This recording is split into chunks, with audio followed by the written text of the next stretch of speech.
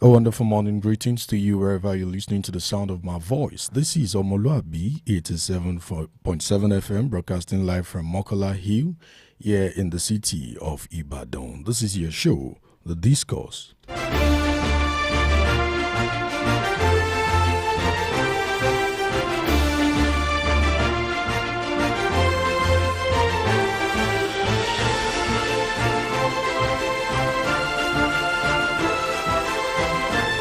All right, you're welcome back. Like I said earlier, this is the Discourse where we bring you the best in political issues as it affects every one of us.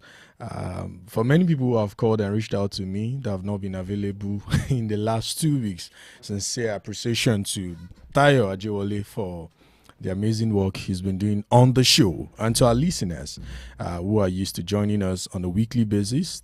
This is that show where we dissect some of the major national issues making it around on different national dailies, and we take expert opinion. You also have the opportunity to share your thoughts about some of these issues. I am your humble host, Stephen Adedigba, broadcasting live from the studios of Omoluwabi 87.7 FM.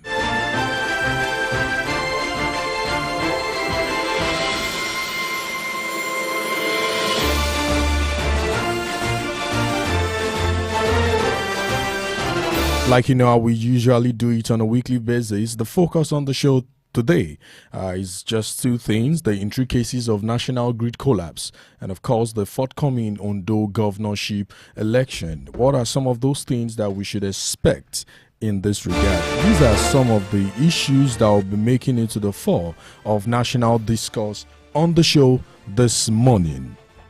The intricacies of national grid collapse and, of course, the forthcoming election, governorship election coming up in Ondo State. In what looks like a turn that has degenerated a lot of issues across different platforms, numerous Nigerians have shared their thoughts about the incessant collapse of grid in Nigeria. These are some of the issues that would be critically discussed and, of course, analyzed this morning.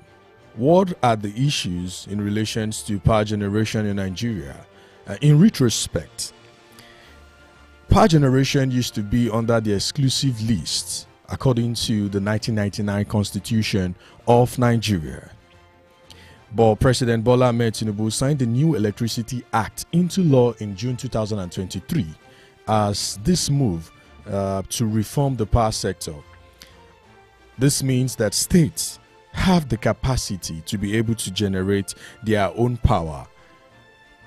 In a change of tune, there have been numerous states, about 12 critical states, that have shown interest in generating their own power.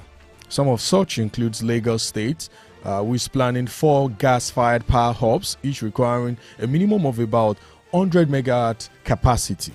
We have Ekiti, 14 operational licenses to 14 electricity investors. Of course, Osun, Ogun, Rivers. These are some of the states that have decided to generate. We have Benue, we have Kogi, Gombe, Nasarawa, Edo, and Kaduna. According to several reports, there have also been indications that there has been grid collapse 10 times between January and November 7th, 2024. Between 2015 and 2024, grid collapsed about 110 times. And this keeps bringing numerous questions to the hearts of Nigerians and, of course, stakeholders in that space. Nigeria Electricity Regulatory Commission reported that grid collapsed 93 times during Buhari's time.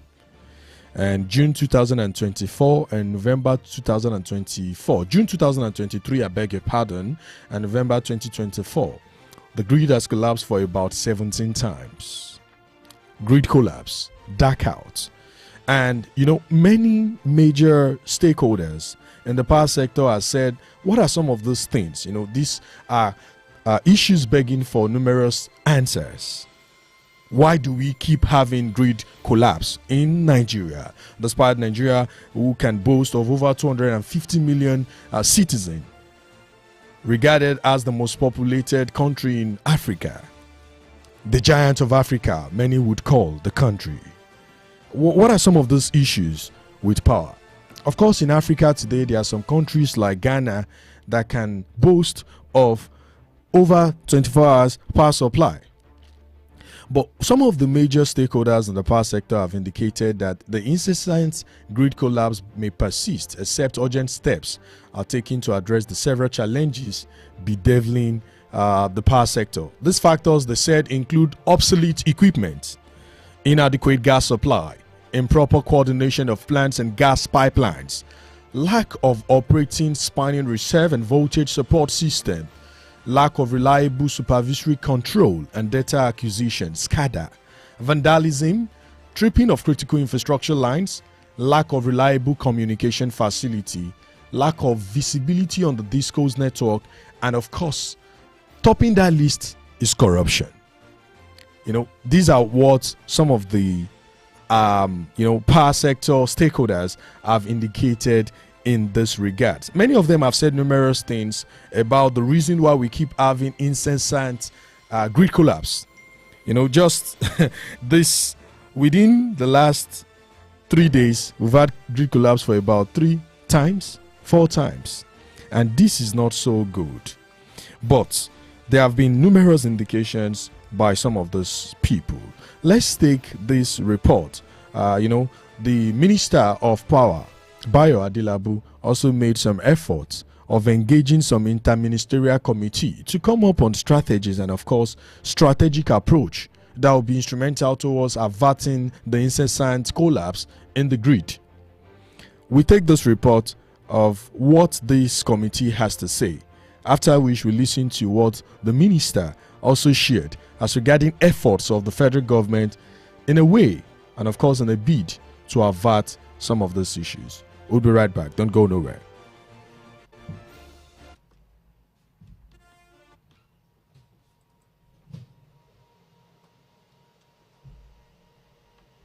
Of the states for us to discuss areas of cooperation of the states, areas of collaboration, discuss areas of partnership of the states, because the issue of electricity supply is not one that one entity can handle alone.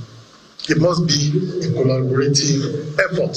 So we need government, and we must be able to sit down and forge a very dependable partnership.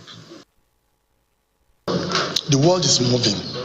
This is the 21st century, and we believe that the most effective way of supplying uninterrupted, functional, stable, and reliable electricity to the northern part of Nigeria is through our distributed power model, whereby each of the northern states will have an embedded utility solar scale solar source. All the 20 states will be insulated and immune from each other. Once we have, and we have actually made progress in this, as we have interested contractors and financiers that are ready to install 100 megawatts each for each of the 20 northern states, which is scalable to 50 megawatts at first, then upgraded to 100 megawatts. We are working on establishing what is called a super grid, which is a backup or failover optional grid. If the national grid has a problem, there will be an alternative route through which power can be transmitted. That is what we are working on. Then lastly is the fact that the world has moved beyond having a centralized grid. Grid must be regionalized. We must have state grids so that each of the regionalized grid will be insulated from each other. A problem in a particular line will not affect the others. That is what we are working on. Until that is done, we believe that we'll keep managing what we have and reduce the frequent occurrence of the grid disturbance.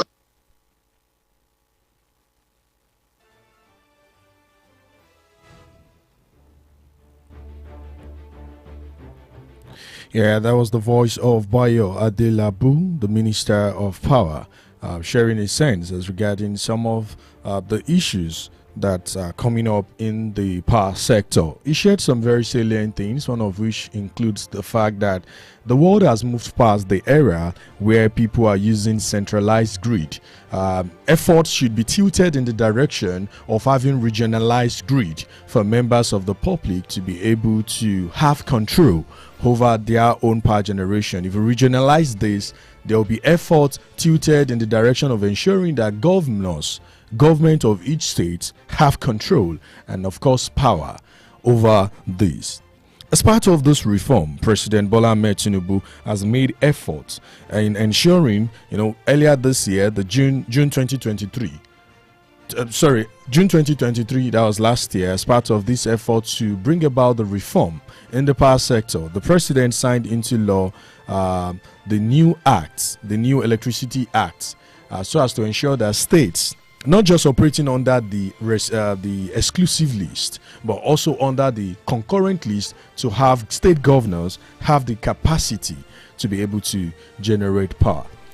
Without no further ado, I have in the studio with me Professor Wole Akinyemi as he joins us live this morning in the studio. Prof, it's great having you join us.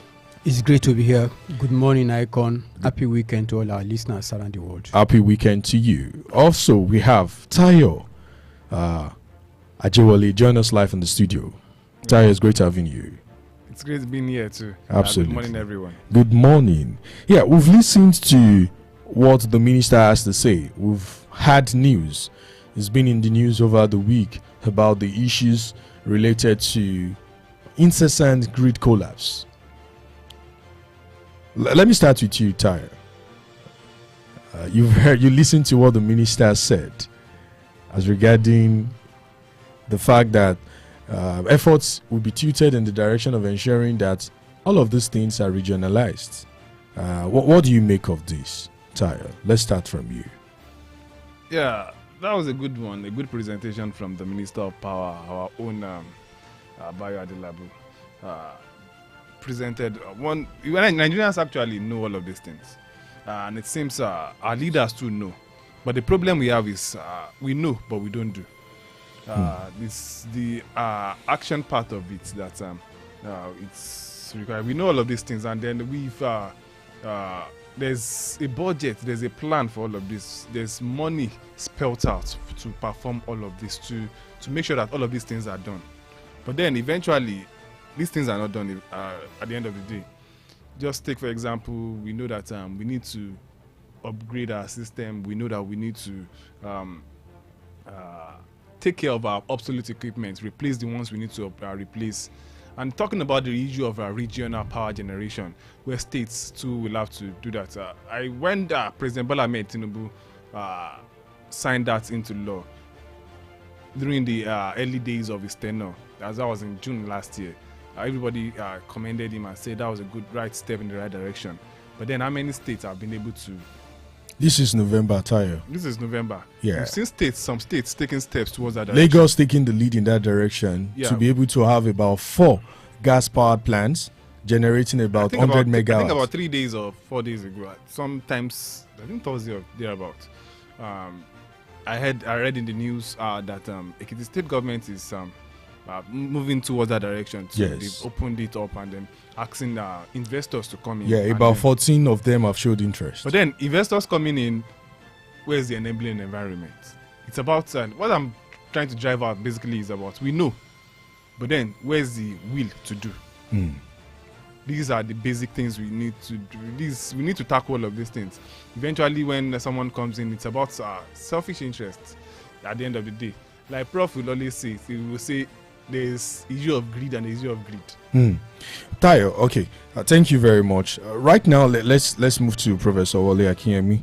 Prof, experts in this field has indicated numerous things that has been one of the issues culminating against the grid collapse on a regular basis. These factors, they said, include obsolete equipment, inadequate gas supply, improper coordination of plants and gas pipelines, lack of operating spinning reserve and voltage support scheme, lack of reliable supervisory control and data acquisition, vandalism, and of course part of this thing that is also hindering the effectiveness of this power sector They said corruption is also one of it.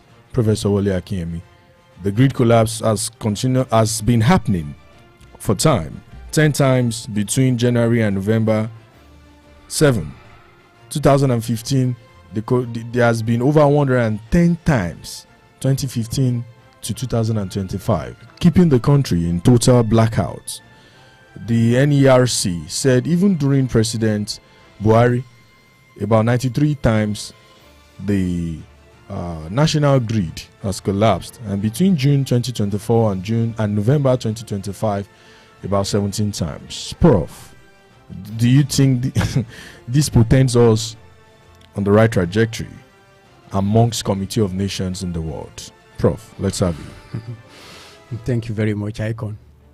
The issue of power in Nigeria is filled with a lot of intricacy and complications. Now, let me tell you, for a country as big as Nigeria, considering its population, considering its land mass, it is suicidal to have a centralized distribution system. You know, how can Nigeria expect to survive on one grid? It just cannot work. Let's take it from the perspective of geography. If you look at the various terrains that we have in Nigeria, from the Delta region right to the forest region to the savannah and then into the arid desert, what those geographical locations represent is different strategy for power generation. For example, the 20 northern states, there's absolutely no reason why they should not concentrate their own effort using solar, because they have a competitive advantage in that area. The people in the south, there's absolutely no reason why they should not use the competitive advantage of having abundance of water for their own generation. And for the people that are in the industrialized area, like places like Lagos, Rivers State, and maybe Anambra, there's absolutely no reason why they should not talk about using turbines, gas, even so many other options for power generation. So I agree absolutely with the minister that it is wrong for us to have just one. In fact, we should have about 4 in Nigeria. The first one should be the national grid. The second one should be the super that Nigeria can turn to as a option B in case the national one fails. And the third one, of course, should be the one that has been done by the various states.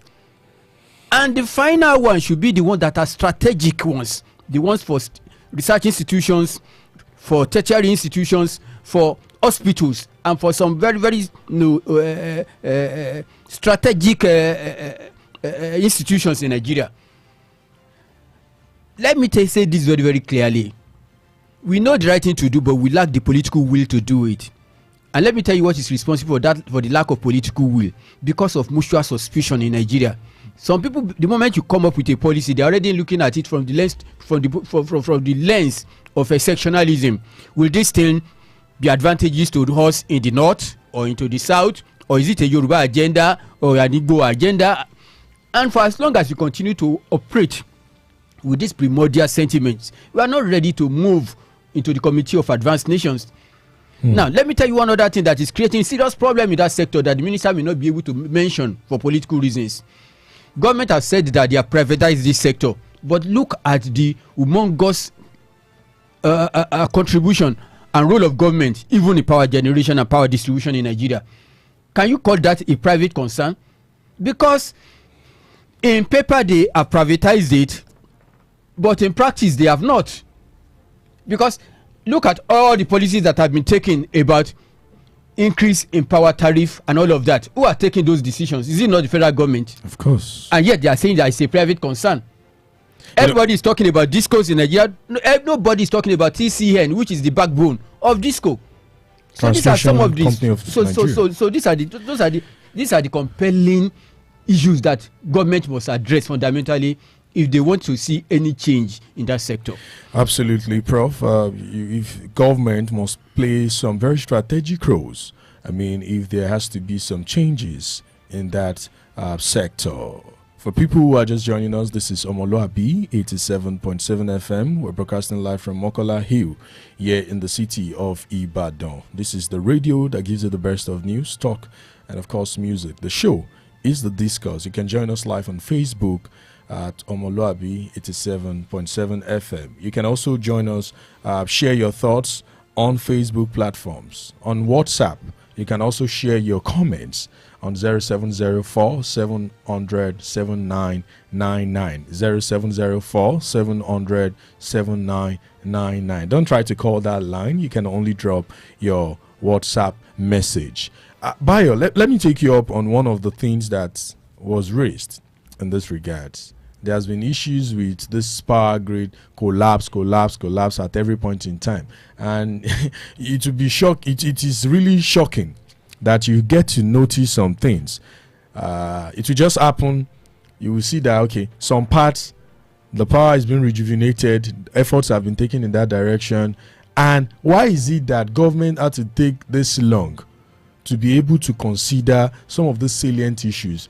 The renewed hope agenda has indicated that our own idea, as indicated by President Bola Ahmed Tinubu, is to make things better for Nigerians as a whole. But since this bill was signed June 2023, I mean, it appears that some of these state governors are just beginning to take steps in this direction. What do you think are some of these endemic issues that's really hindered us from truly taking the right actions about this? That's an interesting one there. But then the conversations around all of this has been on for ages. It has been on for a long period of time. There was a certain Minister for Power, that's the person of Professor Batinaji, who came on board and tried to do all of this, tried to fix all of this. At that point in time, Nigerians would say probably Batinaji was one of the best power ministers. Is one of the best power ministers we have, if not the best. But then all of these issues have always been raised. There was a certain period of time where we had contracts with international companies to come fix power in Nigeria. They recommended all of these things. All of these recommendations were made. Let's have a decentralized power generating system. We've had the issue of saying let's update our data. Let's make sure we fix our obsolete equipment. These things have always been on for a very long period of time. But then it boils down to the same thing we've been talking about. The political will to do all of this. Thank God the president, this current administration came on board and felt, okay, let's sign this into law. It started, it was passed, the bill was sent to the National Assembly during the tenure of the last administration. But then this administration came and signed into law and said, okay, let's do it once and for all and let's get this out of it. And then ever since that time, it's still been some kind of dragging from the government, from the governors in some certain part of the country, because one would have expected that this is a call for national emergency. Some governors should have taken swift reaction. We all saw what they did during time of our local government autonomy, how they came up to react very quickly. Because that was an issue that directly impacts them. Yes. But then in the issue of power, where it's concerned, check usage, for instance, now. UK is on total blackout. It was on the news. Yes. That they were disconnected by at BDC. Some point, UI students have to take to the street of UI to come and protest the issue of electricity too. When institutions can generate their power. We've seen religious organizations generating power for themselves. Absolutely. We've seen other private organizations generating power for themselves. Then what's wrong with our own public-owned institutions from generating power for themselves? These are just basic. This means we can do them, but we are not willing to do them. We've always been talking about this for a very long period of. These problems are not just this. All of the things that the Minister of Power said. Like I said, it was a nice presentation, but then some of us know all of these things before. So it's far beyond just presentation. Implementation is what Nigerians really care about. We want to see results, not just speaking English to us. That's just it at this time. Professor Ole Akim, what's your reaction in that regard? This has been said, the minister has made several efforts, but do you think these are steps in the right direction towards changing the trajectory in the power sector? Politics affect virtually every aspect of our life, including religion, surprisingly. Let me give you a very good example. The monorail that they are just doing in Lagos now the idea for it was first mooted during the period of Alhaji Lateef Jakonde. Yes. That is more than 30 years ago. So you can imagine if Lagos has implemented that 30-something years ago, where Lagos will be today. But because of some federal government action, they stopped that policy at that time, and they couldn't do it, and they stopped the progress of that state. out of some selfish reasons. So our whole federalism in Nigeria, let truth be told, we are not using it well. We are using it down to slow down the other part of the country, and that is totally unacceptable. I mean, people should be able to understand the commercial nature of Lagos. Some people have planned, strategically, these are certain things that they need to be done. But because some people up there feel that they feel threatened, they feel that the development of Lagos is not in their interest, they slowed it down. And that is what is happening in the power sector. That is what is happening with oil distribution. That is what is happening with our Greek. That is what is happening with our security. Some other part of the country cannot continue to be albatross on the rest of the country.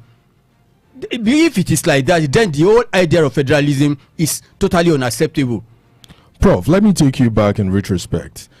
In June 2022, Peter Obi traveled to Egypt.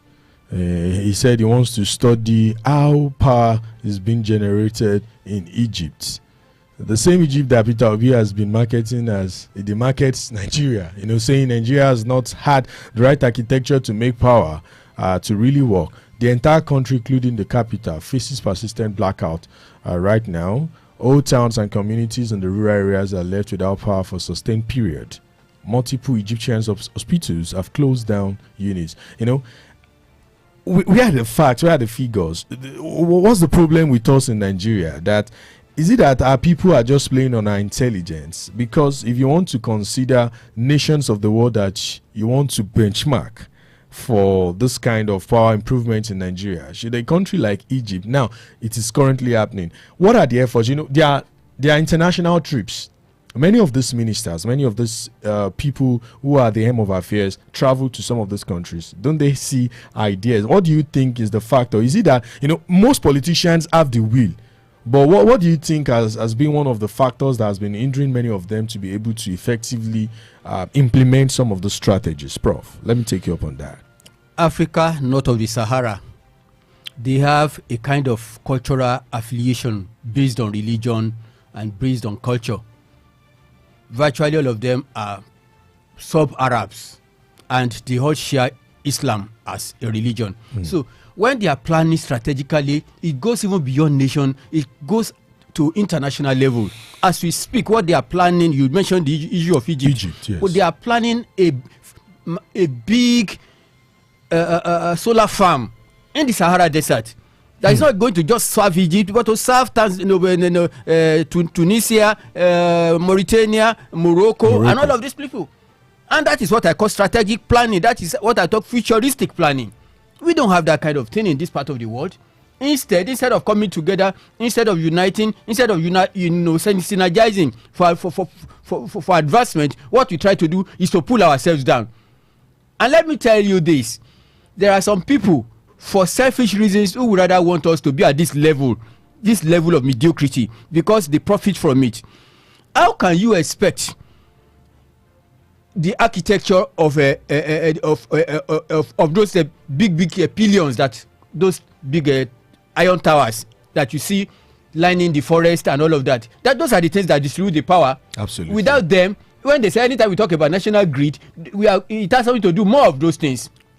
Now, how can you expect manual supervision of such locations? Shouldn't we know that it is technology we should apply, advanced technology? Somebody should be able to sit comfortably in a power station and be able to monitor all those things. Absolutely. Across the country.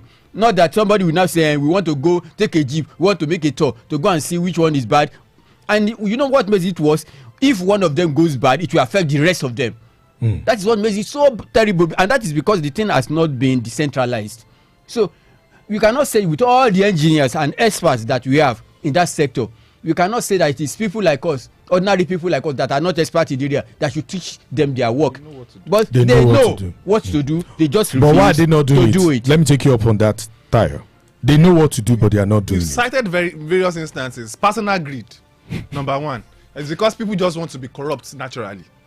Another very important thing that I think we should note at this time is the willingness, like Prof said earlier. Some side of people feel, what are we gaining from this? How will this affect us? Go check it. I think about for a very long period of time now, till recently, if not till recently, where we had issue in the north of people vandalizing power equipment. Yeah. And as a result, some states in the northern part of the country do not have power supply. And you ask the question, who are you? What exactly is going on? Who are these people? Are they stronger than the government? These are the questions we ask on a daily basis. Who are the people sabotaging the effort of the government? Because we just have saboteurs naturally coming up. And they ask the question, these are government equipment, these are public equipment. Like we said, we've privatized that sector, but then what is TCN doing to make sure that all efforts are put in place for us to protect our equipment, our infrastructure? We've seen such play out in the telecom sector where they do a lot of sensitization for members of the public. What's TCN doing? But then it still boils down to the same problem we always been having with insecurity. It seems sometimes people are just interested in making sure things are not working. All right. So these are just the basic things. It's about us. It's about the system. It's about us as a people, Absolutely. so to speak. Please let me quickly put in something. If states develop their independent power stations and they now feed whatever they generate into the national grid, it will still be an exercise in futility. Really? Absolutely. Okay. When we are back from this short break, we'll look more into some of those issues in relations to the intricacies in the power sector. Don't go nowhere. We'll be right back.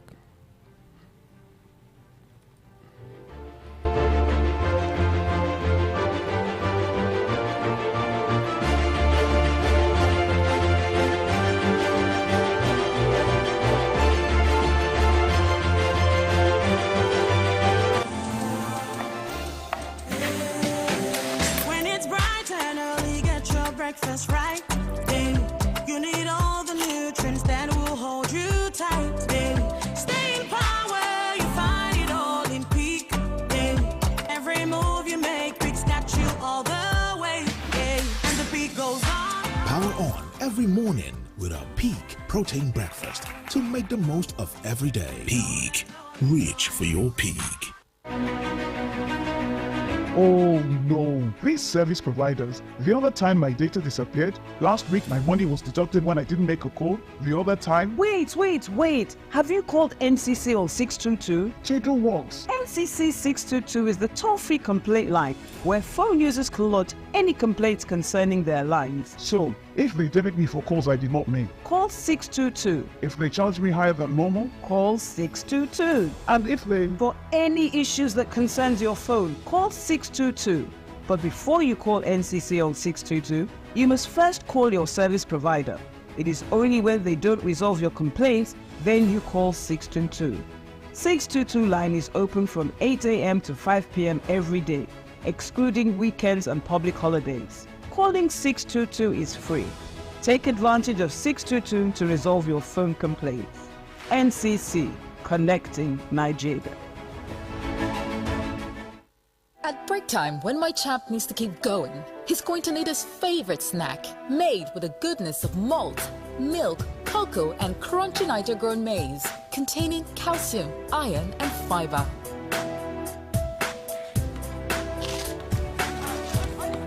Break time is crunch time. So give your champs this delicious crunchy delight to keep them winning all day. Milo and a snack of future champions.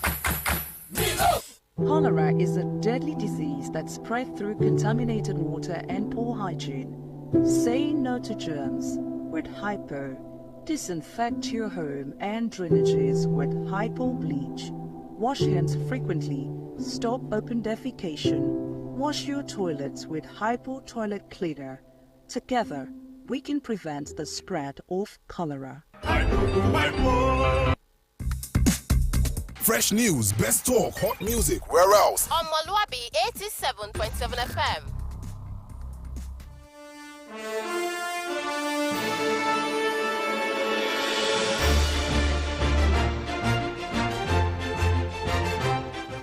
All right, you're welcome back. It's still Omoluwabi Radio 87.7 FM, and the program eating the airwaves right now is The Discourse, where we dissect some of the major national issues. You, our listeners, get the chance to share your thoughts, and of course, we'll take experts' opinion about some of those issues of discourse. Before we went on that short break, Professor Oliakim was trying to raise something about the intricacies that has led to the incessant collapse of national grid, and I was saying something, Prof. I'd like to take you up on that. He said that even if the state government are really interested to put in efforts to have state power generation system, it will still be an effort in futility. How do you mean, Prof? Okay. If you have one national grid and they come up with a law to hamstring the people, the states, because it's possible, these same people, they can do it. They will not say that every power that is generated by these states should be fed into the national grid. So the federal government will not be in control of the national grid. And if you don't take care of the inefficiency in that national grid, it will affect all the activities of the states. That's why I said that it will be an exercise in futility. So as the state government are planning generation, they should also be thinking of distribution. Tayo, That's a very salient point to raise. But then, are these states governments ready? It boils down to the question of readiness. Because these people that they are saying in terms, let's not get it wrong. There's a difference between you calling on investors to come invest, and there's a difference between you being ready to even invest in that sector. Because you just calling on investors, you know we've had contract with Siemens, had contract with other companies, but then it's still at the level of you don't even know where they spent the money on. Spend billions of dollars on generating power in Nigeria, but then still back to square one. Crying out loud, countries do not spend half of the money that we're spending on generating power in Nigeria before they get it right. But then we spend a lot of money on this particular sector, but then we are not still getting it right. And that brings us back to the issue of discourse. How would discourse relate with state governments if eventually they are able to generate power from each state? Because don't forget, these discos are privately owned organizations. Absolutely. How are they going to relate with the state governments at various levels? Or perhaps still, we are not planning of having some regional developments, regional governments, so to speak. How are they going to relate with them? How are they going to do the work? Is it not going to be just like at the back and forth we are having between NNPC and independent marketers currently? In the oil sector. And then the Dangote refinery in the oil sector. Are we not going to be having the repetition of the same thing happening? All right. At various states at this time. Ty, I'll definitely get back to you on that. Amazing words from you. Prof, recently, about 2 weeks ago, we saw in the news about Adeleke, the father of the popular Davido, working on a plant in Ondo State. What do you think about private investment in the power sector? Do you think these are formidable efforts that really come handy and, of course, becoming really instrumental for Nigeria to thrive so well in the power sector? In fact, it is the private investors that can pose serious competition to the discos and the TCN. Prof, but let me quickly take you up on that. Nigerians, the hope of many Nigerians in the oil sector, let's slide a bit, is when Dangote refinery commences operation, the rate at which you'll be buying petrol will be so low. But the opposite is what we are getting right now. Don't you think that will lead to unhealthy competition among some of these individuals? No, it's not going to be like that, because in the case of oil, in the oil sector, yes, Nigeria has not been able to make functional its 3 refineries. So Dangote had no choice than to enjoy that monopoly. And I can assure you that some people that actually encourage Dangote to go on that investment, to embark upon it, they know this situation. And they did it not for national interest, but for selfish interest. But that we have found ourselves in that. And that is what Dangote can now be the way he is now. Personally, I don't like the business template of Dangote. Monopoly. It's not good. But what I'm saying in the power sector is, if Adeleke from Mede can succeed in what he's trying to do in Ondo, and you have somebody in Edo State is trying to do something like that too, and I think somebody in Ogun, if you have about 10 of them coming together like that, and then they are competing with the federal government, then it will be healthy competition, and it will result into Nigerians having choices. Okay. Let me tell you, if they take off light in your house now, and you know that you can quickly switch off to another one, don't you think there will be efficiency even with NEPA? I mean, forget it. Whether they call themselves NEPA or they call themselves whatever name that they call themselves. This is what we did with telecommunications. Absolutely, that you have options. You have options. You can, as a matter of fact, they came on board and said you can port. Yes, you can port by still retaining your line. That same SIM, yes. So if you can do that in the power sector, let private investors come in. Only that I'm being skeptical about this because this is Nigeria. This is Nigeria. All right, let's take a few opinions. There was a committee set up by the federal government to look into how best we are going to have a lasting solution to this. And this committee came up with a report. Of course, we are seeing some individuals calling. Very, very soon we are going to open the phone lines. But let's quickly listen to what the committee and, of course, the minister has to share about mitigating these issues in the power sector. We'll be right back. Don't go nowhere. We need to test those equipment, particularly at the critical nodes. We start from there. And then we should develop framework and adopt reliability-centered maintenance, replacement of aged and obsolete equipment, and enhance SCADA and telecommunication tools, develop framework to attract private investment across the value chain, and deploy IoT device for generating units and transmission lines. There's need to also firm gas contracts, develop and implement measures to combat vandalization and energy theft. And the recommendations are practical recommendations, realistic recommendations that are implementable, and I believe will bring an end to this ugly trend. The issue of grid collapse should be a thing of the past.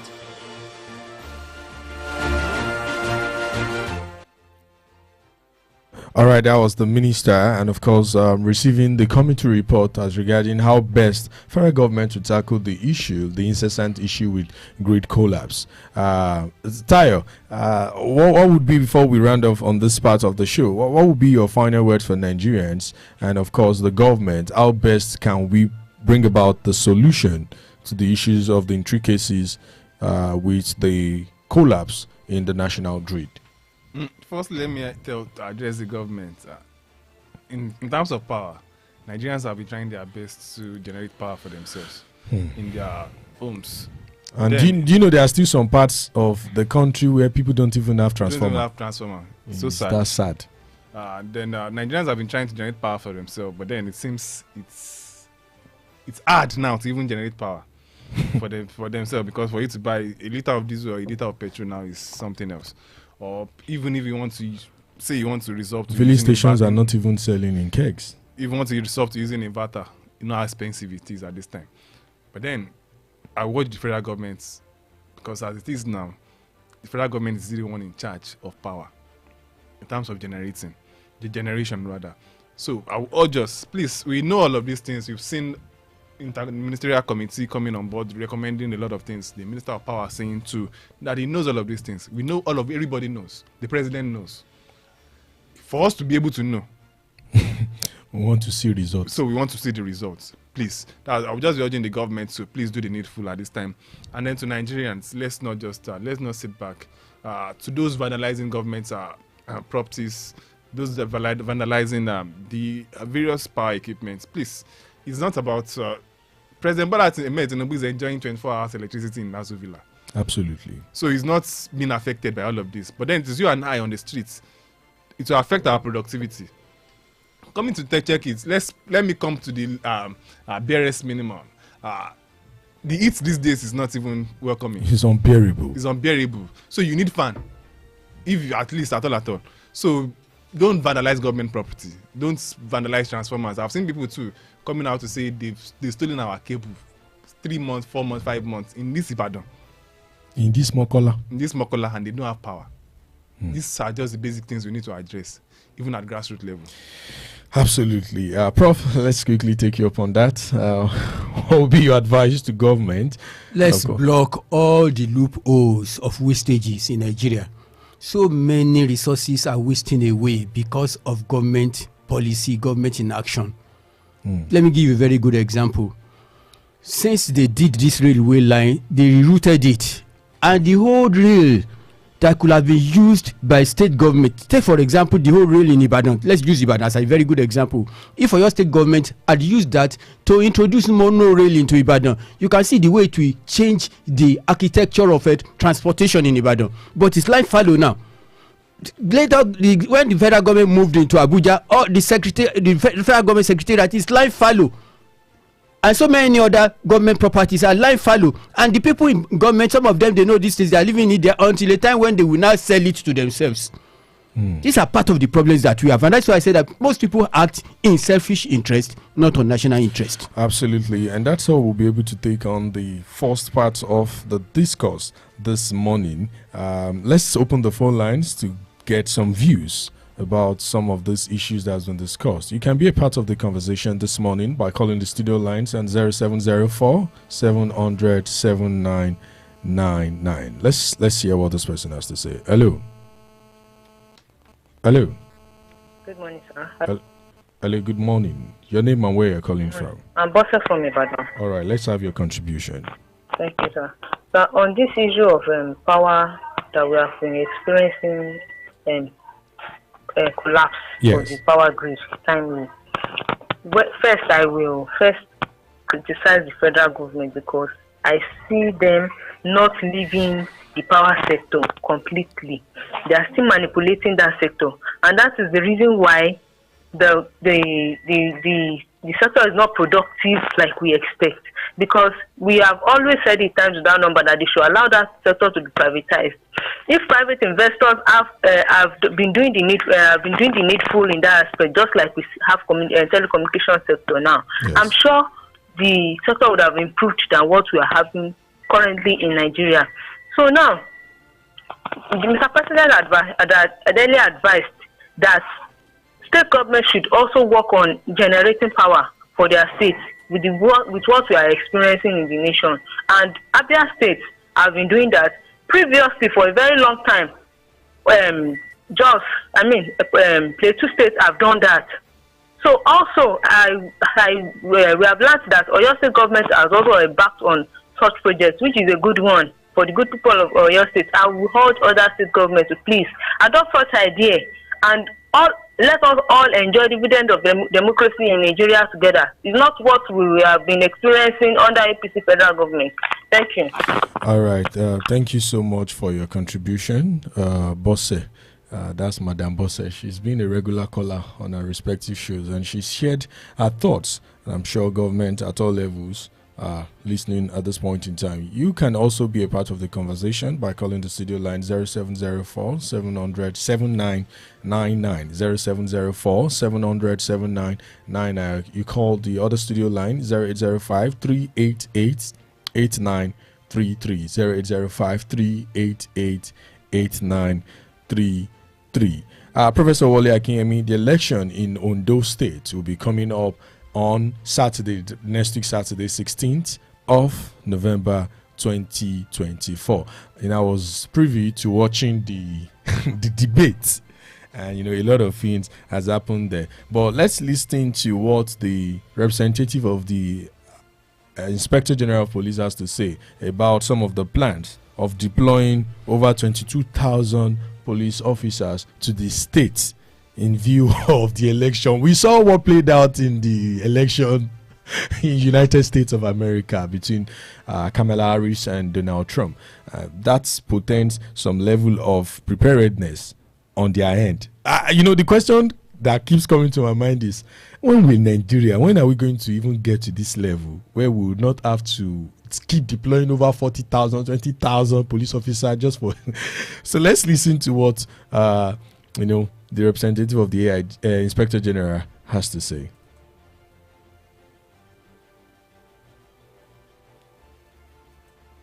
Is going to deploy a total of 22,239 officers for the entities.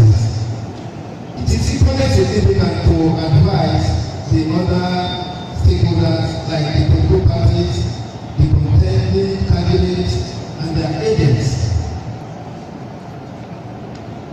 to conduct themselves peacefully and lawfully in line with global-based practices of democracy. Also,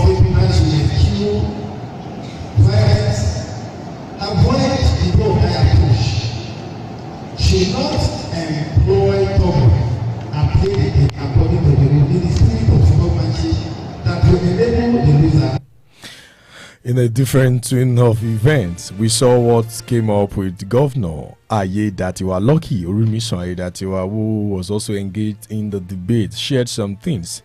Is this man, will he truly be lucky?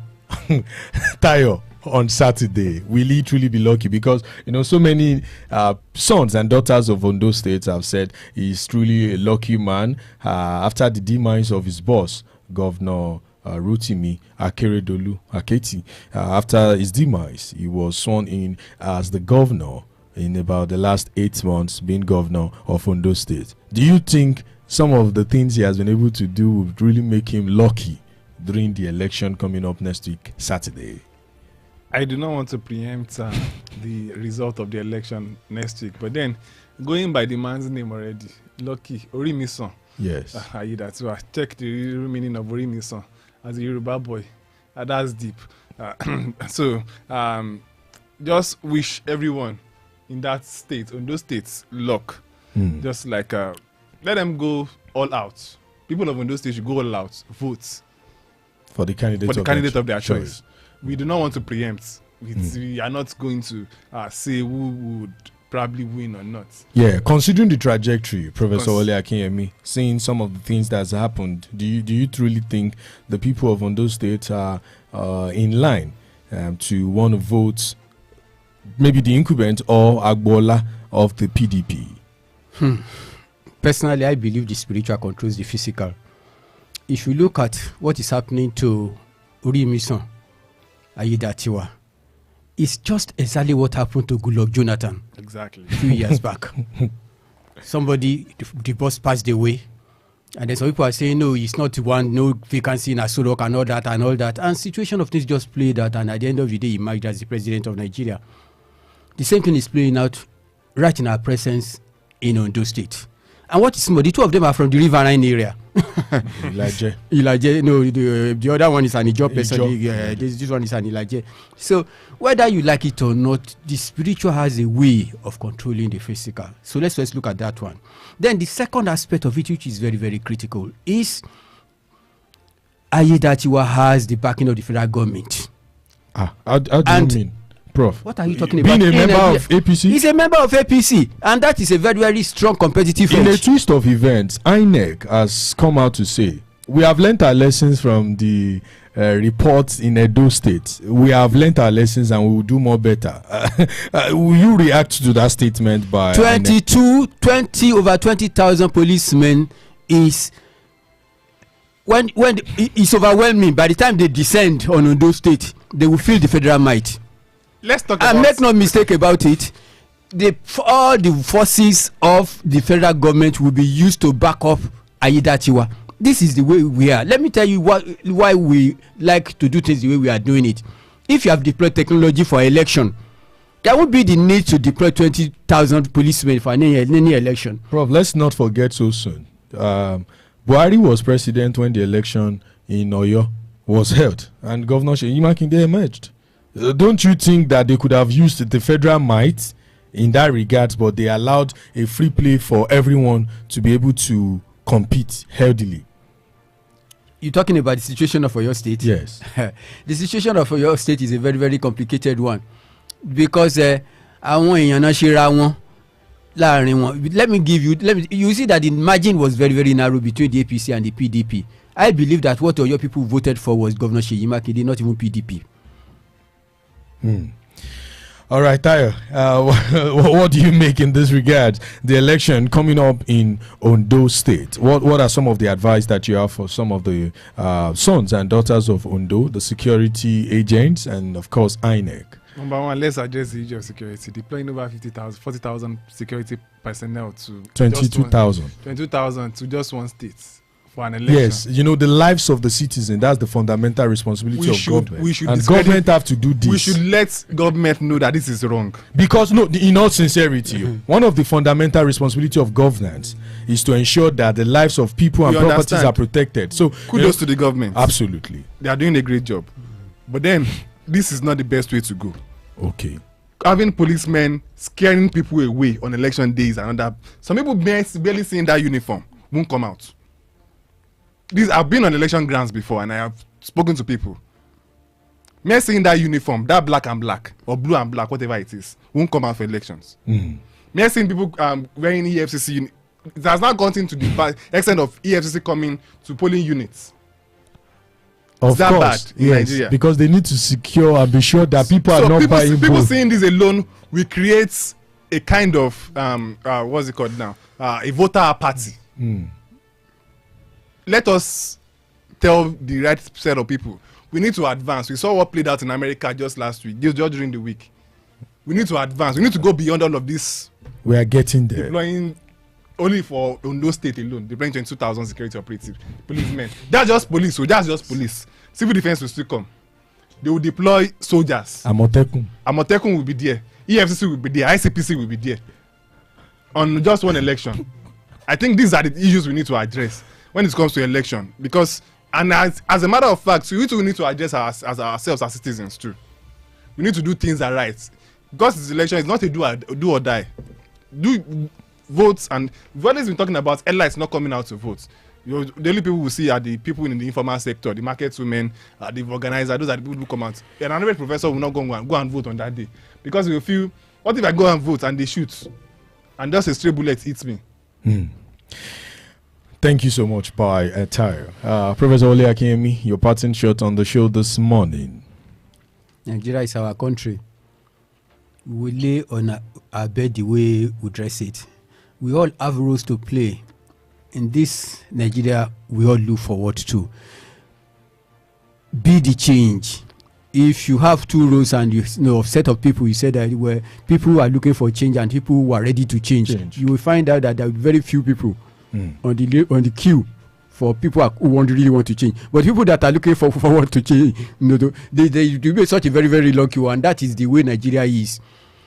All of us are contributors to the level where we are now. And all of us can also contribute to make sure that we take Nigeria out of this level and take us to a level of excellence. Tayo, in 30 seconds, what's your parting shot? I always say it's a collective contribution. Let's just perform our roles and then let's make Nigeria better again. Absolutely. We all are Nigerians. We have a role to play. Just before we draw the curtain on the show this morning, we'll pray that God grants the family of the late Chief of Army Staff, Lagbaja, we pray that God grants his family the fortitude to bear the loss.